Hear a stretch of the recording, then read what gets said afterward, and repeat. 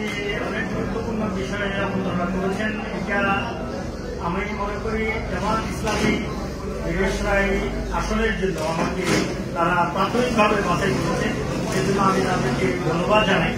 নির্বাচন প্রক্রিয়ায় কার্যক্রম আনুষ্ঠানিকভাবে মূলত আমি ইতিমধ্যে মিরসরাইয়ের প্রতিটি অঞ্চলে যাওয়ার চেষ্টা করেছি।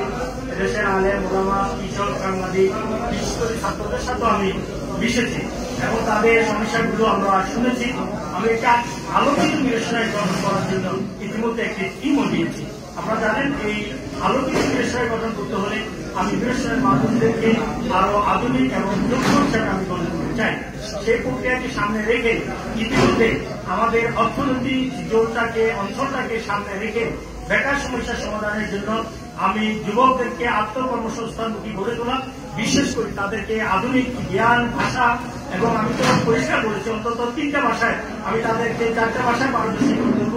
সেখানে ইংরেজি থাকবে, চায়না ভাষা থাকবে, জাপানিজ ভাষা থাকবে এবং আরবি থাকবে। আশা করা যাচ্ছে যে 4টা ভাষায় যদি মিরসরাইয়ের ইয়ং পিপলগুলো সমৃদ্ধ হয়ে যায় তাহলে বাংলাদেশ তারা নেতৃত্ব দিতে পারবে, শুধু মিরসরাই নেই। এছাড়াও আসলে মিরসরাইয়ের সাম্প্রদায়িক সম্প্রীতি যে রক্ষা করা এবং আধুনিক মিরসরাই গঠন করার জন্য সবাইকে এক জায়গায় নিয়ে আসা এবং তাদের যে মতবিরোধপূর্ণ জায়গাগুলো রয়েছে সেগুলো মীমাংসিত করে তোলা।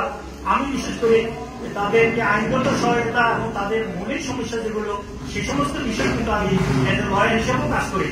তো আমি চাচ্ছি এখানে পারিবারিক বিশৃঙ্খলও আছে অনেকজন, সেগুলিতেও ইতিমধ্যে আমার হাত রয়েছে। তো আমি আশা করছি এই বিশৃঙ্খলাগুলো আমি একের পর এক আইনি এবং ব্যক্তিগত উদ্যোগের যে সমাধানের রাস্তায় নিয়ে যাচ্ছি। আমি আশা করছি যে নির্বাচন সামনে সেটা বড় কথা নয়, নির্বাচনকে সামনে রেখেই মিরসরাই কিন্তু আরো সমৃদ্ধ হয়ে যাবে।